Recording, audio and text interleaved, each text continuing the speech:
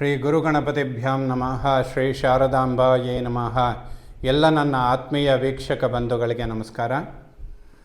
ವೀಕ್ಷಕರೇ, ಶ್ರೀ ವಿಶ್ವಾವಸು ನಾಮ ಸಂವತ್ಸರ ದಕ್ಷಿಣಾಯಣ ಶರದೃತು ಆಶ್ವೀಜ ಮಾಸ ಅಕ್ಟೋಬರ್ ತಿಂಗಳ ಮಾಸ ಭವಿಷ್ಯಗಳನ್ನು ತಿಳ್ಕೊಳ್ಳೋಣ.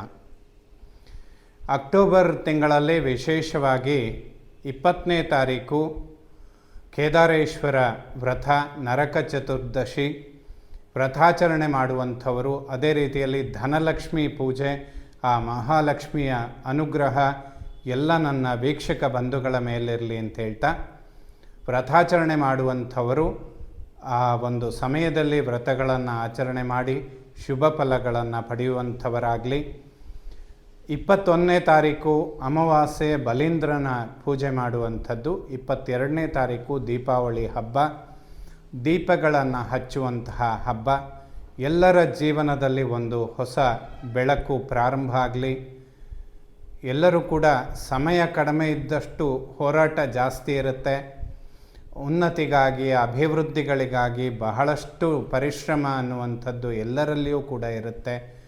ಆರೋಗ್ಯದ ಬಗ್ಗೆ ಗಮನ ಕೊಡೋದಕ್ಕೆ ಸಮಯ ಇರೋದಿಲ್ಲ, ಅಷ್ಟರ ಮಟ್ಟಿಗೆ ಸಮಯದ ಒಂದು ಅಭಾವ ಅನ್ನುವಂಥದ್ದು ಕಾಡ್ತಾ ಇರುತ್ತೆ. ಈ ಒಂದು ಅಕ್ಟೋಬರ್ ತಿಂಗಳಲ್ಲಿ ಗುರುವಿನ ಒಂದು ಪರಿವರ್ತನೆ, ವರ್ಷಕ್ಕೆ ಒಂದು ರಾಶಿಯನ್ನು ಬದಲಾಯಿಸುವಂತಹ ಗುರು ಈಗ 4-5 ತಿಂಗಳಿಗೆ ತನ್ನ ಕ್ಷೇತ್ರವನ್ನು ಬದಲಾಯಿಸಿಕೊಂಡು ತನ್ನ ಉಚ್ಚ ಕ್ಷೇತ್ರಕ್ಕೆ ಬರ್ತಾನೆ. ಗುರು ಯಾವಾಗ ಉಚ್ಚ ಕ್ಷೇತ್ರಕ್ಕೆ ಬರ್ತಾನೆ, ಆ ಎಲ್ಲ ಸಮಯಗಳಲ್ಲಿ ಪ್ರಕೃತಿ ಮತ್ತು ಮನುಷ್ಯನ ಮೇಲೆ ಬಹಳಷ್ಟು ಅನುಕೂಲಗಳನ್ನು ಉಂಟು ಮಾಡಿರುತ್ತೆ. ಅದರಲ್ಲೂ ಕೂಡ ಬಹಳ ಒಂದು ಪರಾಕ್ರಮ ಗ್ರಹವಾದಂತಹ ಶನಿ ಮಹಾತ್ಮನ ಮೇಲೂ ಕೂಡ ಗುರುದೃಷ್ಟಿ ಬೀಳುವಂಥದ್ದು ಬಹಳ ಒಂದು ಅದ್ಭುತವಾದಂತಹ ಪರಿವರ್ತನೆ. ಪ್ರಕೃತಿಗೆ ಅನುಕೂಲಗಳಾಗುವಂತಹ ಸಮಯ ಅಂತ ಕೂಡ ಹೇಳ್ಬೋದು. ಅಥವಾ ಒಂದು ರಾಷ್ಟ್ರಮಟ್ಟದಲ್ಲಿ ಒಂದು ಅಭಿವೃದ್ಧಿಯ ಒಂದು ಕಡೆಗೆ ಹೋಗುವಂತಹ ಸಮಯ.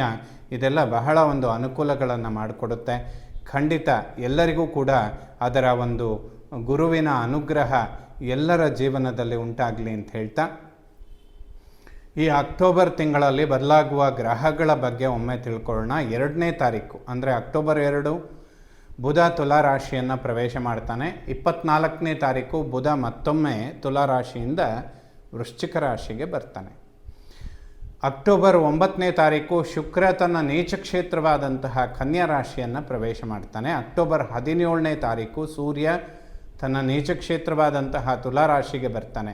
ಮಾಸ ಭವಿಷ್ಯಗಳಲ್ಲಿ ಬದಲಾಗುವಂತಹ ಗ್ರಹಗಳಲ್ಲಿ ಅತಿ ಮುಖ್ಯವಾದಂಥವರು ರವಿ, ಬುಧ ಮತ್ತು ಶುಕ್ರ.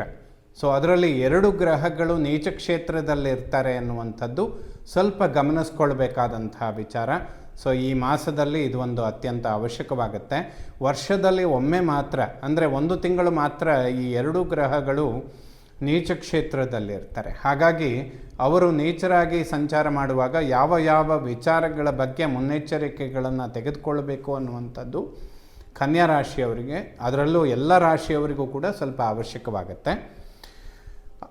ಅಕ್ಟೋಬರ್ 27ನೇ ತಾರೀಕು ಕುಜ ತನ್ನ ಸ್ವಕ್ಷೇತ್ರವಾದಂತಹ ವೃಶ್ಚಿಕ ರಾಶಿಯನ್ನು ಪ್ರವೇಶ ಮಾಡ್ತಾನೆ. ಇದು ಒಂದು ಉತ್ತಮವಾದಂತಹ ಪರಿಹಾರ, ಹಾಗೆ ಪರಿವರ್ತನೆ ಕೂಡ. ಯಾಕೆಂದರೆ ಉಚ್ಚ ಸ್ಥಾನದಲ್ಲಿರುವಂತಹ ಗುರುಬ್ರಹ್ಮನ ದೃಷ್ಟಿ ಕುಜನ ಮೇಲೆ ಬೀಳುತ್ತೆ. ಅವರಿಬ್ಬರು ಪರಸ್ಪರ ಮಿತ್ರಗ್ರಹಗಳು, ಒಬ್ರನ್ನೊಬ್ಬರು ನೋಡುವಂಥದ್ದು ಅಥವಾ ಗುರುದೃಷ್ಟಿ ಬೀಳುವಂಥದ್ದು ಖಂಡಿತ ಶುಭ ಆಗುತ್ತೆ. ಸೊ ಈ ಎಲ್ಲ ಗ್ರಹಗಳ ಪರಿವರ್ತನೆ ಅನ್ನುವಂಥದ್ದು ಕನ್ಯಾ ರಾಶಿಯವರಿಗೆ ಅಕ್ಟೋಬರ್ ತಿಂಗಳಲ್ಲಿ ಯಾವ ರೀತಿಯ ಫಲಾಫಲಗಳನ್ನು ಕೊಡುತ್ತೆ ಅನ್ನುವಂಥದ್ದನ್ನು ನೋಡೋಣ ವೀಕ್ಷಕರೇ. ಕನ್ಯಾ ರಾಶಿಯವರಿಗೆ ಲಗ್ನ ರಾಶಿಯ ಅಧಿಪತಿಯಾದಂತಹ ಬುಧ ದ್ವಿತೀಯ ಭಾವದಲ್ಲಿರ್ತಾನೆ. 2ನೇ ತಾರೀಕು ಅಂದರೆ ಅಕ್ಟೋಬರ್ 2ಕ್ಕೆ ಅವನು ತುಲಾರಾಶಿಗೆ ಪ್ರವೇಶ ಆಗ್ತಾನೆ. ಕುಜನ ಯುತಿಯಲ್ಲಿ ಸಂಚಾರ ಮಾಡ್ತಾನೆ. ಸೊ ಕನ್ಯಾ ರಾಶಿಯವರು 2 ವಿಚಾರಗಳಲ್ಲಿ ಸ್ವಲ್ಪ ಗಮನ ಕೊಡಬೇಕು ಅಕ್ಟೋಬರ್ ತಿಂಗಳಲ್ಲಿ. ಒಂದು, ಜೀರ್ಣಕ್ರಿಯೆ ಮತ್ತು ಹೊಟ್ಟೆಗೆ ಸಂಬಂಧಪಡುವಂತಹ ಆರೋಗ್ಯ, ಗ್ಯಾಸ್ಟ್ರಿಕ್ ಸಮಸ್ಯೆಗಳು ಮತ್ತು ಸಣ್ಣ ಪುಟ್ಟ ಸ್ಕಿನ್ ಅಲರ್ಜಿಗಳನ್ನು ಕೊಡೋದಕ್ಕೆ ಈ ಒಂದು ಕಾಂಬಿನೇಷನ್, ಅದರಲ್ಲೂ ಕುಜ ಮತ್ತು ಬುಧನ ಯುತಿಯಾಗುವಂಥದ್ದು ಸ್ವಲ್ಪ ಕಾರಣ ಆಗುತ್ತೆ ಅಂತ ಹೇಳ್ತೇವೆ. ಲಕ್ಷ್ಮೀ ನರಸಿಂಹ ಅಥವಾ ಲಕ್ಷ್ಮೀನಾರಾಯಣನ ಸ್ತೋತ್ರಗಳನ್ನು ಕೇಳಿದರೆ ಇದು ಒಂದು ಉತ್ತಮವಾದಂತಹ ಪರಿಹಾರ. ಆರೋಗ್ಯದ ದೃಷ್ಟಿಯಿಂದ ಸ್ವಲ್ಪ ಅವಶ್ಯಕವಾಗುತ್ತೆ ಕನ್ಯಾ ರಾಶಿಯವರಿಗೆ.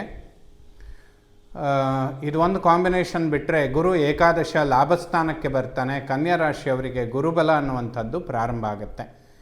ಇದಕ್ಕಿಂತ ದೊಡ್ಡದು ಯಾವುದೂ ಇರೋದಿಲ್ಲ. ಸಾಮಾನ್ಯವಾಗಿ ಯಾವ ರಾಶಿಗೆ ಗುರುಬಲ ಬರುತ್ತೆ ಅವರು ಹೆಚ್ಚಿನದಾಗಿ ಬೋನಸ್ ಪಾಯಿಂಟ್ಗಳನ್ನು ಪಡೆಯೋದಕ್ಕೆ ಸಾಧ್ಯ ಆಗುತ್ತೆ. ಅದರಲ್ಲೂ ಕೂಡ ಗುರು 5ನೇ ಮನೆ ಅಥವಾ 9ನೇ ಮನೆ 11ನೇ ಮನೆ ಈ 3 ಸ್ಥಾನಗಳಲ್ಲಿ ಗುರು ಸಂಚಾರ ಅತಿ ಹೆಚ್ಚಿನ ಲಾಭಗಳನ್ನು ತಂದುಕೊಡೋದಕ್ಕೆ ಕಾರಣ ಆಗುತ್ತೆ. ಸೊ ಈ ಗುರುಬಲದ ಬಗ್ಗೆ ಕನ್ಯಾ ರಾಶಿಯವರು ಖಂಡಿತ ಶುಭ ಫಲಗಳನ್ನು ಕಾಣ್ತೀರಾ. ಪ್ರಯತ್ನಗಳನ್ನು ಹೆಚ್ಚಿಸ್ಕೊಂಡ್ರೆ ಖಂಡಿತ ಶುಭ ಆಗುತ್ತೆ. ಸ್ವಲ್ಪ ಆರೋಗ್ಯದ ಬಗ್ಗೆ ಗಮನ ಕೊಡುವಂಥದ್ದು ಸೂಕ್ತ. ಅದರಲ್ಲೂ ಹೊಟ್ಟೆಗೆ ಸಂಬಂಧಪಡುವಂತಹ ಆರೋಗ್ಯ ಮತ್ತು ಚರ್ಮಕ್ಕೆ ಸಂಬಂಧಪಡುವಂತಹ ವಿಚಾರಗಳಲ್ಲಿ ಗಮನ ಕೊಡಬೇಕು. ಲಕ್ಷ್ಮೀ ನರಸಿಂಹ ಕರಾವಲಂಬ ಸ್ತೋತ್ರಗಳನ್ನು ಪಠನೆ ಮಾಡಿದರೆ ಖಂಡಿತ ಶುಭ ಆಗುತ್ತೆ. ದ್ವಿತೀಯ ಕುಟುಂಬ ಸ್ಥಾನದಲ್ಲಿ ಸೂರ್ಯ ನೀಚ ಕ್ಷೇತ್ರದಲ್ಲಿದ್ದು ಕುಜನು ಕೂಡ ಸಂಚಾರ ಮಾಡೋದರಿಂದ ವಾಕ್ಯಗಳು ಸ್ವಲ್ಪ ನಿಷ್ಠುರಗಳಾಗುತ್ತೆ. ವಾಗ್ವಾದಗಳನ್ನು ಮಾಡಿಕೊಳ್ಳದೇ ಇದ್ದರೆ ಖಂಡಿತ ಒಳ್ಳೆಯದು. ಸ್ವಲ್ಪ ಧನಹಾನಿ ಆಗುವಂಥದ್ದು ಅಥವಾ ಧನಾಗಮನಗಳು ವಿಳಂಬ ಆಗೋದಕ್ಕೆ ಕಾರಣ ಆಗುತ್ತೆ. ಕುಜ ಮತ್ತು ಬುಧ ದ್ವಿತೀಯ ಭಾವದಲ್ಲಿದ್ದು ಸೂರ್ಯನು ಕೂಡ ಆ ಸ್ಥಾನದಲ್ಲಿ ನೀಚ ಕ್ಷೇತ್ರದಲ್ಲಿರ್ತಾನೆ. ಎಷ್ಟೇ ಧನಾಗಮನಗಳು ಉಂಟಾದರೂ ಕೂಡ ಅನಿರೀಕ್ಷಿತವಾಗಿ ಧನ ವ್ಯಯಗಳು ಕೂಡ ಉಂಟಾಗುತ್ತೆ. ಯಾಕೆಂದರೆ ಸೂರ್ಯ ಎಷ್ಟು ಪ್ರಕಾಶಮಾನವಾಗಿರ್ತಾನೆ ಅಂದರೆ ಆ ಭಾವಗಳನ್ನು ಬರ್ನ್ ಮಾಡುವಷ್ಟು ಸಾಮರ್ಥ್ಯ ಅವನಲ್ಲಿರುತ್ತೆ ಅಂತ ಹೇಳುತ್ತೆ. ಹಾಗಾಗಿ ವ್ಯಯಾಧಿಪತಿಯಾದಂತಹ ಸೂರ್ಯ ಧನಸ್ಥಾನದಲ್ಲಿ ನೀಚನಾದರೆ ಧನಾಗಮನಗಳಿಗೆ ಹಿನ್ನಡೆ ಆಗುತ್ತೆ ಅಂತ. ಜನ್ಮದಲ್ಲೇ ಶುಕ್ರ ಇರ್ತಾನೆ. ಲಕ್ಷ್ಮೀ ಪೂಜೆ ಮಾಡುವಂಥದ್ದು ಅಥವಾ ಅನ್ನಪೂರ್ಣೇಶ್ವರಿಯ ದರ್ಶನ ಮಾಡುವಂಥದ್ದು, ಶಾರದಾ ಪರಮೇಶ್ವರಿಯ ದರ್ಶನ ಮಾಡಿದರೆ ಖಂಡಿತ ಶುಭ. ವಾಗ್ವಾದಗಳನ್ನು ಮಾಡಿಕೊಳ್ಬೇಡಿ. ವಾಕ್ಸ್ಥಾನದಲ್ಲಿ ಕುಜದೋಷ ಸ್ವಲ್ಪ ಕನ್ಯಾ ರಾಶಿಯವರನ್ನು ಬಾಧಿಸುತ್ತೆ ಈ ಅಕ್ಟೋಬರ್ ಮಾಸಗಳಲ್ಲಿ. ಅಕ್ಟೋಬರ್ 27ನೇ ತಾರೀಕಿನ ನಂತರದಲ್ಲಿ ಕನ್ಯಾ ರಾಶಿಯವರಿಗೆ ಈ ಎಲ್ಲ ಸಮಸ್ಯೆಗಳಿಂದ ಒಂದು ಬಿಡುಗಡೆ ಅನ್ನುವಂಥದ್ದು ಖಂಡಿತವಾಗಲೂ ಸಿಗುತ್ತೆ. ಸೊ ಈ ಸಮಯದಲ್ಲಿ ಉಂಟಾಗುವ ರವಿ ಕುಜ ಮತ್ತು ಬುಧನ ಯುತಿ ವಾಕ್ಸ್ಥಾನ ಮತ್ತು ಧನಸ್ಥಾನದಲ್ಲಾಗೋದಕ್ಕೆ ಪರಿಹಾರಾರ್ಥವಾಗಿ ಲಕ್ಷ್ಮೀ ನರಸಿಂಹನ ಕರಾವಲಂಬ ಸ್ತೋತ್ರಗಳನ್ನು ಪಠನೆ ಮಾಡಿ ಲಕ್ಷ್ಮೀ ನರಸಿಂಹನ ದರ್ಶನ ಮಾಡಿ ಖಂಡಿತ ಶುಭ ಆಗುತ್ತೆ. ಒಡಹುಟ್ಟು ಸೋದರ ಪರಾಕ್ರಮ ಸ್ಥಾನಾಧಿಪತಿಯಾಗಿ ಕುಜ ತುಲಾರಾಶಿಯಲ್ಲಿರ್ತಾನೆ. 27ನೇ ತಾರೀಕು ತನ್ನ ಸ್ವಕ್ಷೇತ್ರಕ್ಕೆ ಬರ್ತಾನೆ. ಒಡಹುಟ್ಟುಗಳ ನಡುವೆ ಸಾಮರಸ್ಯ ಖಂಡಿತ ಶುಭ ಆಗುತ್ತೆ 27ರ ನಂತರ. ಅಲ್ಲಿವರೆಗೂ ಸೋದರರ ನಡುವೆ ವಾಗ್ವಾದಗಳನ್ನು ಮಾಡಿಕೊಳ್ತಾ ಇದ್ದರೆ ಖಂಡಿತ ಉತ್ತಮ. ಸ್ವಲ್ಪ ನಿಷ್ಠುರಗಳಾಗೋದಕ್ಕೆ ಕಾರಣ ಇರುತ್ತೆ ಅಂತ ಕೂಡ ಹೇಳ್ಬೋದು. ಅದು ಹಣಕಾಸಿನ ವಿಚಾರಗಳಲ್ಲಿ ಸ್ವಲ್ಪ ಇದನ್ನು ಅವಾಯ್ಡ್ ಮಾಡಿಕೊಂಡ್ರೆ ಖಂಡಿತ ಶುಭ ಆಗುತ್ತೆ. ಯಾವುದೇ ಬ್ಯಾಂಕ್ ಲೋನ್ಗಳಿದ್ದರೆ ಅಥವಾ ಕೋರ್ಟ್ ವ್ಯವಹಾರಗಳಿದ್ದರೆ ಸ್ವಲ್ಪ ನಿಷ್ಠುರಗಳು ಉಂಟಾಗೋದಕ್ಕೆ ಕಾರಣ. ಯಾಕೆಂದರೆ ವ್ಯಯಾಧಿಪತಿ ಸೂರ್ಯ ಧನಸ್ಥಾನದಲ್ಲಿ ನೀಚನಾಗಿ ಕುಜನ ಯುತಿಯಲ್ಲಿ ಕೂತ್ಕೊಳ್ತಾನೆ. ರವಿ ಮತ್ತು ಕುಜ ಎರಡೂ ಗ್ರಹಗಳು ಅಗ್ನಿತತ್ವ ಇರುವಂಥವರು. ಅವರು ಕುಟುಂಬ ವಾಕ್ಸ್ಥಾನ ಧನಸ್ಥಾನದಲ್ಲಿ ಸೇರಿದರೆ ಹಣಕಾಸಿನ ವಿಚಾರಗಳಲ್ಲಿ ಸ್ವಲ್ಪ ಟೆನ್ಷನ್ಗಳನ್ನು ಕೊಡ್ತಾನೆ. ಇನ್ನು ಯಾವುದಾದ್ರೂ ಬ್ಯಾಂಕ್ ಲೋನ್ಗಳನ್ನು ಎಕ್ಸ್ಪೆಕ್ಟ್ ಮಾಡಿದರೆ ಅಕ್ಟೋಬರ್ 27ರ ನಂತರ ಖಂಡಿತ ಸಕ್ಸಸ್ಸನ್ನು ಕಾಣ್ತೀರ. ಸೊ ಇಷ್ಟೆಲ್ಲ ನೆಗೆಟಿವ್ಗಳನ್ನು ಹೇಳ್ತಾ ಇದ್ದೀವಿ ಅಂತ ಅಲ್ಲಿಗೆ ಅದನ್ನು ಒಂದು ನಿರಾಶೆ ಅನ್ನುವಂಥದ್ದನ್ನು ಮಾಡ್ಕೊಳ್ಬೇಡಿ. ಕನ್ಯಾ ರಾಶಿಯವರಿಗೆ ಅಕ್ಟೋಬರ್ 27ರ ನಂತರ ಅನಿರೀಕ್ಷಿತ ಧನಾಗಮನಗಳನ್ನು ಎಕ್ಸ್ಪೆಕ್ಟ್ ಮಾಡ್ಬೋದು. ಖಂಡಿತ ಅನುಕೂಲಗಳಾಗುತ್ತೆ. ಗುರುಬಲ ಪ್ರಾರಂಭ ಆಗಿದೆ ಅನ್ನುವಂಥದ್ದು ಆ ಸಮಯದಿಂದ ಕೆಲಸ ಮಾಡೋದಕ್ಕೆ ಶುರು ಮಾಡುತ್ತೆ. ಅಕ್ಟೋಬರ್ 27ರ ನಂತರ ಹಣಕಾಸಿನ ವಿಚಾರದಲ್ಲಿ ಕನ್ಯಾ ರಾಶಿಯವರು ಅನುಕೂಲಗಳನ್ನು ಕಾಣ್ತೀರ. ಅದರಲ್ಲೂ ಅನಿರೀಕ್ಷಿತ ಧನಾಗಮನಗಳನ್ನು ಕಾಣ್ತೀರ. ವಿದ್ಯೆ, ಮಾತೃ, ವಾಹನ, ಸುಖ, ಪ್ರಾಪರ್ಟಿ ಅನ್ನುವಂತಹ ಸ್ಥಾನಾಧಿಪತಿ ಗುರು ಉಚ್ಚಕ್ಷೇತ್ರದಲ್ಲಿರ್ತಾನೆ. ಕನ್ಯಾ ರಾಶಿಯವರು ಯಾರಾದರೂ ಹೊಸ ಪ್ರಾಪರ್ಟಿ ಖರೀದಿ ಮಾಡಬೇಕು ಅಥವಾ ಮಾರಾಟ ಮಾಡಬೇಕು ಅನ್ನುವಂಥದ್ದಿದ್ದರೆ ಅಥವಾ ಹೊಸ ವಾಹನ ಖರೀದಿ ಅಥವಾ ವಾಹನಗಳ ಪರಿವರ್ತನೆ ಈ ಎಲ್ಲ ಕೆಲಸಗಳು ಕೂಡ ಅಕ್ಟೋಬರ್ 27ರ ನಂತರದಿಂದ ಡಿಸೆಂಬರ್ ತನಕ ಬಹಳ ಉತ್ತಮವಾದಂತಹ ಸಮಯ. ಕನ್ಯಾ ರಾಶಿಯವರು ಈ ವಿಚಾರದಲ್ಲಿ ಹೆಚ್ಚಿನ ಪ್ರಯತ್ನಗಳನ್ನು ಮಾಡಿದರೆ ಸಕ್ಸಸ್ ಖಂಡಿತ ಸಿಗುತ್ತೆ. ಹೊಸ ಮನೆ ಕಟ್ಟುವಂಥದ್ದು, ಪ್ರಾಪರ್ಟಿ ಖರೀದಿ ಮಾಡುವಂಥದ್ದು, ಇವೆಲ್ಲ ವಾಹನ ಖರೀದಿ ಮಾಡುವಂತಹ ವಿಚಾರಗಳು ಅಕ್ಟೋಬರ್ 27ರ ನಂತರದಲ್ಲಿ ಡಿಸೆಂಬರ್ ತನಕ ಬಹಳ ಅದ್ಭುತವಾದಂತಹ ಸಮಯ. ಖಂಡಿತ ಪ್ರಯತ್ನಗಳನ್ನು ಮುಂದುವರಿಸಿ ಯಶಸ್ಸನ್ನು ಖಂಡಿತ ಕಾಣ್ತೀರಾ. ಮುಂದಿನ ದಿನಗಳಿಗೆ ಅಂದರೆ ಆಲ್ಮೋಸ್ಟ್ 1 ವರ್ಷದ ಕೆಲಸಗಳನ್ನು ಈ ಒಂದು 2 ತಿಂಗಳಲ್ಲಿ ಮಾಡ್ಕೊಳ್ಳೋದಕ್ಕೆ ಸಾಧ್ಯ ಆಗುತ್ತೆ ಅಂತ ಕೂಡ ಹೇಳ್ಬೋದು. ಅಥವಾ ಮುಂದಿನ ಒಂದು 2 ವರ್ಷಗಳಿಗೆ ಒಂದು ಫೌಂಡೇಶನನ್ನು ಈ ಸಮಯದಲ್ಲಿ ಕೊಡುತ್ತೆ ಅಂತ ಕೂಡ ಹೇಳ್ಬೋದು. ಮಾತೃವಿನ ಆರೋಗ್ಯದಲ್ಲಿ ಅಭಿವೃದ್ಧಿ, ವಿದ್ಯಾರ್ಜನೆ ಮಾಡುವಂತಹ ಮಕ್ಕಳಿಗೆ ಶುಭ ಸಮಯ, ಆರೋಗ್ಯದಲ್ಲಿ ಅಭಿವೃದ್ಧಿ ಇದೆಲ್ಲ ಕಾಣೋದಕ್ಕೆ ಸಾಧ್ಯ. ಮಕ್ಕಳಿಗೆ ಅನಿರೀಕ್ಷಿತ ಅಭಿವೃದ್ಧಿಗಳನ್ನು ಕಾಣ್ತೀರ. ಜ್ಞಾನ, ಸಂತಾನ, ಪೂರ್ವಪರ ಪುಣ್ಯಸ್ಥಾನಾಧಿಪತಿ ಶನಿ ಮಹಾತ್ಮ ಸಪ್ತಮದಲ್ಲಿದ್ದು ಅವನ ಮೇಲೆ ಗುರುದೃಷ್ಟಿ ಬೀಳ್ತಾ ಇರುತ್ತೆ. ಮಕ್ಕಳ ಅಭಿವೃದ್ಧಿ ಏಳಿಗೆಗಳನ್ನು ಕಂಡು ಸಂತೋಷ ಪಡುವಂತಹ ಸಮಯ, ಅನಿರೀಕ್ಷಿತವಾದ ಅಭಿವೃದ್ಧಿಗಳನ್ನು ಕಾಣ್ತೀರ. ಸಂತಾನದ ಅಂಚಿನಲ್ಲಿರುವಂಥವರಿಗೂ ಕೂಡ ಅದ್ಭುತವಾದಂತಹ ಸಮಯ, ಯಾವುದೇ ಸಮಸ್ಯೆಗಳಿರೋದಿಲ್ಲ. ಷಷ್ಠಭಾವದಲ್ಲಿ ರಾಹುವಿನ ಸಂಚಾರ ಆಗ್ತಾ ಇದೆ, ಅವನ ಮೇಲೆ ಕುಜನ ದೃಷ್ಟಿ ಬೀಳುತ್ತೆ. ಯಾವುದೇ ಹೊಸ ಸ್ನೇಹಿತರನ್ನು ಮಾಡಿಕೊಳ್ಬೇಡಿ. ಸ್ವಲ್ಪ ಕೋಪಗಳನ್ನು ಕಡಿಮೆ ಮಾಡಿಕೊಳ್ಳೋದು ಒಳ್ಳೆಯದು. ಇಲ್ಲದೇ ಇದ್ದರೆ ಸ್ವಲ್ಪ ಶತ್ರು ಬಾಧೆಗಳು ಕನ್ಯಾ ರಾಶಿಯವರನ್ನು ಬಾಧಿಸುತ್ತೆ. ಅನಿರೀಕ್ಷಿತವಾಗಿ ಶತ್ರುಗಳನ್ನು ಹುಟ್ಟುಹಾಕ್ಕೊಳ್ಳುವಂತಹ ಸಂದರ್ಭಗಳು ಸೃಷ್ಟಿಯಾಗುತ್ತೆ. ಯಾಕೆಂದರೆ ಅಕ್ಟೋಬರ್ 27ರ ನಂತರ ಕುಜ ಸ್ವಕ್ಷೇತ್ರಕ್ಕೆ ಬಂದರೂ ಕೂಡ ರಾಹುವಿನ ಮೇಲೆ ಕುಜನ ದೃಷ್ಟಿ ಅನ್ನುವಂಥದ್ದು ಬೀಳುತ್ತೆ. ಸರ್ಪದೋಷಗಳು ಸ್ವಲ್ಪ ತೀವ್ರ ಪ್ರಮಾಣದಲ್ಲಿರುತ್ತೆ. ಪ್ರಪಂಚಕ್ಕೆ ಕಂಟಕಗಳನ್ನು ಕೊಡುವಂತಹ ಸಮಯ ಅದು ಸ್ವಲ್ಪ ಪ್ರಮಾಣದಲ್ಲಿ. ಅಂದರೆ ಭೂಕಂಪಗಳಾಗುವಂಥದ್ದು, ಬೆಂಕಿ ಅನಾಹುತಗಳು, ಅವಘಡಗಳು ಇಂಥದ್ದಕ್ಕೆ ಆಸ್ಪದಗಳಿರುತ್ತೆ. ಕುಜ ವೃಶ್ಚಿಕ ರಾಶಿ ತನ್ನ ಸ್ವಕ್ಷೇತ್ರದಲ್ಲಿದ್ದು ರಾಹುವಿನ ಮೇಲೆ ಕುಜನ ದೃಷ್ಟಿ ಬೀಳುವಂತಹ ಸಮಯಗಳು ಸ್ವಲ್ಪ ಪ್ರಕೃತಿಯ ಮೇಲೆ ಹಾನಿಯನ್ನು ಉಂಟು ಮಾಡುವಂಥದ್ದು. ಈ ಒಂದು ಕಾಂಬಿನೇಷನ್ ಸ್ವಲ್ಪ ಕನ್ಯಾ ರಾಶಿಯವರಿಗೆ ಶತ್ರುಬಾಧೆಗಳನ್ನು ಕೊಡೋದಕ್ಕೆ ಆ ಸರ್ಪದೋಷಗಳು ಕಾರಣವಾಗುತ್ತೆ ಅಂತ ಹೇಳ್ಬೋದು. ಇದಕ್ಕೂ ಕೂಡ ಪರಿಹಾರ ಲಕ್ಷ್ಮೀ ನರಸಿಂಹನ ಸ್ತೋತ್ರಗಳನ್ನು ಪಠನೆ ಮಾಡಿದರೆ ಖಂಡಿತ ಶುಭ ಆಗುತ್ತೆ. ಆ ಸಮಸ್ಯೆಗಳನ್ನು ಪರಿಹಾರ ಮಾಡಿಕೊಳ್ಳೋದಕ್ಕೆ ಖಂಡಿತ ಸಾಧ್ಯ. ಯಾವುದೇ ನೆಗೆಟಿವ್ಗಳಿದ್ದರೂ ಒಮ್ಮೆಲೆ ಅದನ್ನು ಪರಿಹಾರ ಆಗುತ್ತೆ ಅಂತ ಹೇಳ್ಬೋದು ಕನ್ಯಾ ರಾಶಿಯವರಿಗೆ. ಯಾಕೆಂದರೆ ಗುರು ಈಗ ಉಚ್ಚ ಕ್ಷೇತ್ರಕ್ಕೆ ಬರ್ತಾ ಇದ್ದಾನೆ. ಅನಿರೀಕ್ಷಿತ ಗುರುಬಲ ಅಂತ ಕೂಡ ಹೇಳ್ಬೋದು ಇದನ್ನು. ಯಾಕೆಂದರೆ ಮುಂದಿನ ವರ್ಷ 2026 ಮೇ ಜೂನ್ ತನಕ ಗುರುಬಲ ಬರೋದಕ್ಕೆ ಸಾಧ್ಯನೇ ಇರಲಿಲ್ಲ. ಮಧ್ಯದಲ್ಲಿ ಗುರುವಿನ ಒಂದು ಪರಿವರ್ತನೆ ಕನ್ಯಾ ರಾಶಿಯವರಿಗೆ ಹಲವಾರು ಸಮಸ್ಯೆಗಳಿಗೆ ಪರಿಹಾರ ಕೊಡೋದಕ್ಕೆ ಅಂತಲೇ ಬರ್ತಾ ಇದೆ ಅಂತ ಹೇಳ್ಬೋದು. ಆದರೂ ಈ ಕೆಲವೊಂದಿಷ್ಟು ವಿಚಾರಗಳಲ್ಲಿ ಕನ್ಯಾ ರಾಶಿಯವರು ಮುನ್ನೆಚ್ಚರಿಕೆಗಳನ್ನು ತೆಗೆದುಕೊಳ್ಳುವಂಥದ್ದು ಸೂಕ್ತ. ಸ್ವಲ್ಪ ಕೋಪ, ಸಿಟ್ಟು ಇದನ್ನೆಲ್ಲ ಕಡಿಮೆ ಮಾಡಿಕೊಳ್ಬೇಕು. ಅನಿರೀಕ್ಷಿತ ವಾಗ್ವಾದಗಳನ್ನು ಕುಟುಂಬದಲ್ಲಿ ಮಾಡದೇ ಇರೋದು ಉತ್ತಮ.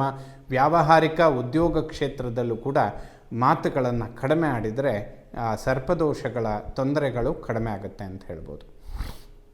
ಮಾಂಗಲ್ಯ ಸ್ಥಾನದಲ್ಲಿ ಶನಿ ಇದ್ದಾನೆ. ವಿವಾಹ ಇಂಥದ್ದೆಲ್ಲ ಕನ್ಯಾ ರಾಶಿಯವರಿಗೆ ವಿಳಂಬ ಆಗ್ತಾನೆ ಬರ್ತಾ ಇದೆ. ಯಾಕೆಂದರೆ ಶನಿ ಸಪ್ತಮದಲ್ಲಿದ್ದಾಗ ಮಂದಗತಿಯಲ್ಲಿ ಸಾಗುತ್ತೆ ಆ ವಿಚಾರಗಳು ಅಂತ. ಬಟ್ ಸಪ್ತಮಾಧಿಪತಿ ಗುರು ಲಾಭಸ್ಥಾನದಲ್ಲಿ ಉಚ್ಚ ಕ್ಷೇತ್ರಕ್ಕೆ ಬಂದಿರ್ತಾನೆ. ಈ 2 ತಿಂಗಳು ಅನ್ನುವಂಥದ್ದು ಒಂದು ಅದ್ಭುತವಾದ ಗುರುಬಲ. ಅದರಲ್ಲೂ ಕನ್ಯಾ ರಾಶಿಯವರಿಗೆ ವಿವಾಹಕ್ಕೆ ಅಂತಲೇ ಈ ಗುರುಬಲ ಬಂದಿದೆ ಅಂತ ಕೂಡ ಹೇಳ್ಬೋದು. ಖಂಡಿತ ಪ್ರಯತ್ನಗಳನ್ನು ಹೆಚ್ಚಿಸ್ಕೊಂಡ್ರೆ ಅನುಕೂಲಗಳನ್ನು ಖಂಡಿತವಾಗ್ಲೂ ಕಾಣ್ತೀರಾ. ಈ ಸಮಸ್ಯೆಗಳಿಂದ ಹೊರಗೆ ಬರೋದಕ್ಕೆ ಕನ್ಯಾ ರಾಶಿಯವರಿಗೆ ಇದಕ್ಕಿಂತ ಉತ್ತಮವಾದಂತಹ ಸಮಯ ಸಿಗೋದಿಲ್ಲ. ಏಕೆಂದರೆ ಮಾಂಗಲ್ಯ ಸ್ಥಾನದಲ್ಲಿರುವ ಶನಿ ಮಹಾತ್ಮನ ಮೇಲೂ ಕೂಡ ಗುರುದೃಷ್ಟಿ ಬೀಳ್ತಾ ಇರುತ್ತೆ. ಗುರು ಎಲ್ಲ ರೀತಿಯಲ್ಲಿ ಪರಿಹಾರ ಕೊಡುವ ಸ್ಥಿತಿಯಲ್ಲಿದ್ದಾನೆ.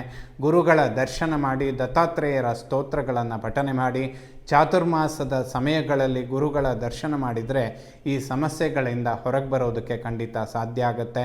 ಸಂತಾನದ ಅಂಚಿನಲ್ಲಿರುವವರಿಗೂ ಕೂಡ ಇದು ಒಂದು ಅದ್ಭುತವಾದಂತಹ ಸಮಯ. ಅಷ್ಟಮವನ್ನು ಮೃತ್ಯುಸ್ಥಾನಾಧಿಪತಿ ಕುಜ ವಾಕ್ಸ್ಥಾನದಲ್ಲಿದ್ದಾನೆ. ವಾಕ್ಯಗಳು ಒಂದು ರೀತಿಯಲ್ಲಿ ಮೃತ್ಯು ಕಂಟಕ ಅಂತ ಕೂಡ ಹೇಳುತ್ತೆ. ಅಂದರೆ ವಾಗ್ವಾದಗಳನ್ನು ಮಾಡಿದರೆ ಶಾಶ್ವತವಾದ ನಿಷ್ಠುರಗಳನ್ನು ಕಾಣೋದಕ್ಕೆ ಕಾರಣವಾಗುತ್ತೆ. ಅಕ್ಟೋಬರ್ 27ರ ತನಕ ಕನ್ಯಾ ರಾಶಿಯವರು ಸ್ವಲ್ಪ ಮಾತನ್ನು ಸೌಮ್ಯ ಮಾಡಿಕೊಂಡ್ರೆ ಬರುವಂತಹ ಸಮಸ್ಯೆಗಳನ್ನು ಪರಿಹಾರ ಮಾಡಿಕೊಳ್ಬೋದು. ಇದೆಲ್ಲ ನೆಗೆಟಿವ್ ಹೇಳೋದಕ್ಕೆ ಅಂತಲೇ ಹುಡುಕ್ತಾ ಇರುವಂಥದ್ದಲ್ಲ. ಈ ಸಮಯಗಳನ್ನು ಅವಾಯ್ಡ್ ಮಾಡಿಕೊಂಡ್ರೆ ಎಷ್ಟೋ ಸಮಸ್ಯೆಗಳು ಪರಿಹಾರ ಆಗುತ್ತೆ. ನೀವು ಅದಕ್ಕೆ ಅಂತ ನಾಳೆ ಪ್ರತ್ಯೇಕವಾಗಿ ಪರಿಹಾರ ಮಾಡುವ ಅವಶ್ಯಕತೆಗಳಿರೋದಿಲ್ಲ. ಸ್ವಲ್ಪ ನಮ್ಮನ್ನೇ ನಾವು ಪರಿವರ್ತನೆ ಮಾಡಿಕೊಂಡ್ರೆ ಸಮಸ್ಯೆಗಳು ಬರೋದು ಕಡಿಮೆ ಆಗುತ್ತೆ ಅನ್ನೋದನ್ನು ಎಚ್ಚರಿಸೋ ದೃಷ್ಟಿಯಿಂದ ಜ್ಯೋತಿಷ ಬೆಳಕನ್ನು ತೋರಿಸುವಂಥದ್ದು ಅಂತ. ಎಷ್ಟು ದೂರದ ತನಕ ಬೆಳಕನ್ನು ನೋಡ್ತೀರಾ ಅಷ್ಟು ಸಮಸ್ಯೆಗಳನ್ನು ಪರಿಹಾರ ಮಾಡಿಕೊಳ್ಳೋದಕ್ಕೆ ಸಾಧ್ಯ ಆಗುತ್ತೆ. 9ನೇ ಮನೆ ಭಾಗ್ಯಸ್ಥಾನ. ಭಾಗ್ಯಾಧಿಪತಿಯಾದಂತಹ ಶುಕ್ರ ಜನ್ಮಲಗ್ನದಲ್ಲಿ ಅಥವಾ ಜನ್ಮರಾಶಿಯಲ್ಲಿ ನೀಚ ಕ್ಷೇತ್ರದಲ್ಲಿರ್ತಾನೆ. ಈ ಸಮಯದಲ್ಲಿ ಲಕ್ಷ್ಮಿ ಆರಾಧನೆ ಅಥವಾ ಅನ್ನಪೂರ್ಣೇಶ್ವರಿ, ಶಾರದಾಂಬೆ ಈ ರೀತಿಯಲ್ಲಿ ಸೌಮ್ಯ ದೇವತೆಗಳ ಆರಾಧನೆ ಮಾಡುವಂಥದ್ದು ಹೆಚ್ಚಿನ ಫಲಗಳನ್ನು ಕೊಡುತ್ತೆ. ಕನ್ಯಾ ರಾಶಿಯವರಿಗೆ ಚಂದ್ರ ಶುಕ್ರನ ಯುತಿ ಜನ್ಮರಾಶಿಯಲ್ಲಿ ಉಂಟಾಗಿರುತ್ತೆ. ಭಾಗ್ಯಾಧಿಪತಿ ಲಾಭಾಧಿಪತಿಗಳ ಯುತಿ ಲಗ್ನದಲ್ಲಾಗುವಂಥದ್ದು ಅಥವಾ ರಾಶಿಯಲ್ಲಾಗುವಂಥದ್ದು ಖಂಡಿತ ಧನ ಲಾಭಗಳನ್ನು ಕೊಡೋದಕ್ಕೆ ಕಾರಣ. ಕರೆಕ್ಟಾಗಿ ದೀಪಾವಳಿ ಹಬ್ಬದ ನಂತರದಿಂದ ಕನ್ಯಾ ರಾಶಿಯವರಿಗೆ ಬಹಳಷ್ಟು ಅಭಿವೃದ್ಧಿಗಳು ಉಂಟಾಗುತ್ತೆ. ಕರ್ಮ ಉದ್ಯೋಗ ಸ್ಥಾನಾಧಿಪತಿ ಬುಧ ದ್ವಿತೀಯ ಭಾವದಲ್ಲಿದ್ದಾನೆ, ಕುಜನ ಯುತಿಯಲ್ಲಿದ್ದಾನೆ. ಯಾರ್ಯಾರು ಉದ್ಯೋಗದಲ್ಲಿ ಪರಿವರ್ತನೆಗಳನ್ನು ಎಕ್ಸ್ಪೆಕ್ಟ್ ಮಾಡ್ತಾ ಇದ್ದೀರಾ, ಕನ್ಯಾ ರಾಶಿಯವರಿಗೆ ಖಂಡಿತ ಅನುಕೂಲ ಆಗುತ್ತೆ. ಕರ್ಮದಲ್ಲಿರುವಂತಹ ಗುರು ಸ್ವಲ್ಪ ಉದ್ಯೋಗದಲ್ಲಿ ಆಲಸ್ಯ ಇಂಥದ್ದನ್ನು ಸೃಷ್ಟಿ ಮಾಡ್ತಾ ಇರ್ತಾನೆ. ಏಕೆಂದರೆ ಸಿಗಬೇಕಾದಂತಹ ಸಮಯಕ್ಕೆ ಪ್ರಮೋಷನ್ಗಳಾಗೋದಿಲ್ಲ ಅಥವಾ ನಿಮ್ಮ ಪ್ರಯತ್ನಗಳಿಗೆ ತಕ್ಕಂತಹ ಪ್ರತಿಫಲಗಳಲ್ಲಿ ಸ್ವಲ್ಪ ಹಿನ್ನಡೆ ಆಗ್ತಾ ಇರುತ್ತೆ. ಇದೆಲ್ಲ ಗುರು ಈಗ ಏಕಾದಶ ಲಾಭಸ್ಥಾನಕ್ಕೆ ಬರ್ತಾನೆ, ಖಂಡಿತ ಅನುಕೂಲಗಳನ್ನು ಕಾಣ್ತೀರಾ. ಉದ್ಯೋಗದ ಪರಿವರ್ತನೆ ಕನ್ಯಾ ರಾಶಿಯವರಿಗೆ ಖಂಡಿತ ಶುಭ ಆಗುತ್ತೆ. ಅಕ್ಟೋಬರ್ 27ರ ನಂತರದಲ್ಲಿ ಡಿಸೆಂಬರ್ ತನಕ ಕನ್ಯಾ ರಾಶಿಯವರಿಗೆ ಯಾವುದೇ ಪ್ರಮೋಷನ್, ಬಡ್ತಿ ಇಂಥದ್ದೆಲ್ಲ ಸಿಗೋದಕ್ಕೆ ಅನುಕೂಲಗಳು ಉಂಟಾಗುತ್ತೆ. ಉದ್ಯೋಗದ ಪರಿವರ್ತನೆಗಳನ್ನು ಎಕ್ಸ್ಪೆಕ್ಟ್ ಮಾಡಿದರೂ ಕೂಡ ಖಂಡಿತ ಅನುಕೂಲ ಆಗುತ್ತೆ. ಕನ್ಯಾ ರಾಶಿಯವರಿಗೆ ಇದು ಒಂದು ಅದ್ಭುತವಾದ ಫಲ. ಏಕೆಂದರೆ ಕರ್ಮದಲ್ಲಿದ್ದಂತಹ ಗುರು ಈಗ ಲಾಭಸ್ಥಾನಕ್ಕೆ ಬಂದಿದ್ದಾನೆ. ಶುಕ್ರನು ಕೂಡ ನವೆಂಬರ್ 2ನೇ ತಾರೀಕು ತನ್ನ ಸ್ವಕ್ಷೇತ್ರಕ್ಕೆ ಹೋಗ್ತಾನೆ. ಹೆಚ್ಚಿನ ಧನಾಗಮನಗಳಿಗೆ ಅನುಕೂಲ ಆಗುತ್ತೆ ಅಕ್ಟೋಬರ್ 27ರ ನಂತರ. ಅಲ್ಲಿ ತನಕ ಸ್ವಲ್ಪ ಟೆನ್ಷನ್ಗಳು ಕನ್ಯಾ ರಾಶಿಯವರಿಗೆ ಖಂಡಿತ ಇರುತ್ತೆ. ಲಕ್ಷ್ಮೀ ನರಸಿಂಹ ಕರಾವಲಂಬ ಸ್ತೋತ್ರಗಳನ್ನು ಓದಿ ಹನುಮಾನ್ ಚಾಲಿಸ ಕೇಳುವಂಥದ್ದು ಖಂಡಿತ ಶುಭ ಆಗುತ್ತೆ. ವಿವಾಹಕ್ಕೆ ಇದು ಒಂದು ಅದ್ಭುತವಾದಂತಹ ಸಮಯ. ಇಂಥದ್ದನ್ನು ಈ ಒಂದು ಉತ್ತಮ ಸಮಯಗಳನ್ನು ತಳ್ಳಿ ಹಾಕಬೇಡಿ, ಖಂಡಿತ ಪ್ರಯತ್ನಗಳನ್ನು ಮಾಡಿ, ಶುಭ ಆಗುತ್ತೆ ವೀಕ್ಷಕರೇ. ಏಕಾದಶ ಲಾಭಸ್ಥಾನದಲ್ಲಿ ಗುರು ಇದ್ದಾನೆ. ಸ್ವಲ್ಪ ಈ ಸಮಯದಲ್ಲಿ ಪ್ರಯತ್ನಗಳನ್ನು ಕಡಿಮೆ ಮಾಡಿದರೂ ಕೂಡ ಹೆಚ್ಚಿನ ಪ್ರತಿಫಲಗಳನ್ನು ಪಡೆಯೋದಕ್ಕೆ ಸಾಧ್ಯ. ಆದ್ದರಿಂದ ಗುರುಗಳ ದರ್ಶನ ಮಾಡಿ ದತ್ತಾತ್ರೇಯರ ಸ್ತೋತ್ರಗಳನ್ನು ಓದಿದರೆ ಕಳೆದ 1-1.5 ವರ್ಷಗಳಿಂದ ನಿಂತಿರುವಂತಹ ಕೆಲಸಗಳನ್ನು ಅಭಿವೃದ್ಧಿ ಮಾಡಿಕೊಳ್ಳೋದಕ್ಕೆ ಕನ್ಯಾ ರಾಶಿಯವರಿಗೆ ಇದು ಒಂದು ಉತ್ತಮವಾದಂತಹ ಸಮಯ ಆಗಿರುತ್ತೆ ವೀಕ್ಷಕರೇ. ವ್ಯಯಸ್ಥಾನವನ್ನು ಮೋಕ್ಷಸ್ಥಾನ ಅಂತ ಹೇಳ್ತೇವೆ. ಕೇತು ಮೋಕ್ಷಕಾರಕನಾಗಿ ವ್ಯಯಭಾವದಲ್ಲಿದ್ದಾನೆ. ದೇವತಾ ಕಾರ್ಯಗಳು, ಗುರುತರವಾದ ಒಂದು ಪುಣ್ಯದ ಕೆಲಸಗಳನ್ನು ಮಾಡೋದಕ್ಕೆ ಅಂತಲೇ ಗುರು ಉಚ್ಚಕ್ಷೇತ್ರಕ್ಕೆ ಬರ್ತಾನೆ. ಗುರುಗಳ ದರ್ಶನ ಅಥವಾ ಯಾವುದಾದ್ರೂ ಪುಣ್ಯಕ್ಷೇತ್ರದ ದರ್ಶನ, ಯಾವುದಾದ್ರೂ ಒಂದು ದೇವತಾ ಕಾರ್ಯ ಇದೆಲ್ಲ ನಡೆಯೋದಕ್ಕೆ ಕುಟುಂಬದಲ್ಲಿ ಖಂಡಿತ ಅನುಕೂಲ ಆಗುತ್ತೆ. ಅಕ್ಟೋಬರ್ 27ರ ನಂತರ ಕನ್ಯಾ ರಾಶಿಯವರು ಬಹಳಷ್ಟು ಅನುಕೂಲಗಳನ್ನು ಕಾಣ್ತೀರಾ. ಪುಣ್ಯ ಸಂಪಾದನೆ, ಉದ್ಯೋಗದಲ್ಲಿ ಅಭಿವೃದ್ಧಿ, ವಿವಾಹದ ಭಾಗ್ಯ, ಸಂತಾನಕ್ಕೆ ಅನುಕೂಲಗಳು ಉಂಟಾಗುವಂಥದ್ದು, ಬ್ಯಾಂಕ್ ಲೋನ್ಗಳು, ಧನಾಗಮನ ಇದೆಲ್ಲ ಅಕ್ಟೋಬರ್ 27ರ ನಂತರ ಕನ್ಯಾ ರಾಶಿಯವರಿಗೆ ಖಂಡಿತ ಅನುಕೂಲ ಆಗುತ್ತೆ. ಗುರುಬಲ ಅನ್ನುವಂಥದ್ದು ಕನ್ಯಾ ರಾಶಿಯವರಿಗೆ ಪ್ರಾರಂಭ ಆಗ್ತಾ ಇದೆ. ಇದರ ಏಳಿಗೆ, ಅಭಿವೃದ್ಧಿ ಖಂಡಿತವಾಗಲೂ ಕನ್ಯಾ ರಾಶಿಯವರು ನೋಡ್ತೀರಾ. ಎಲ್ಲ ನವಗ್ರಹಗಳು ಕೂಡ ಶುಭ ಫಲಗಳನ್ನೇ ಕೊಡಲಿ, ಕನ್ಯಾ ರಾಶಿಯವರು ಅಭಿವೃದ್ಧಿಯನ್ನು ಕಾಣುವಂಥವರಾಗಲಿ. ಶ್ರೀ ಶಾರದಾ ಪರಮೇಶ್ವರಿಯ ಸಂಪೂರ್ಣ ಅನುಗ್ರಹ ಎಲ್ಲ ನನ್ನ ವೀಕ್ಷಕ ಬಂಧುಗಳ ಮೇಲಿರಲಿ. ಶುಭವಾಗಲಿ ವೀಕ್ಷಕರು.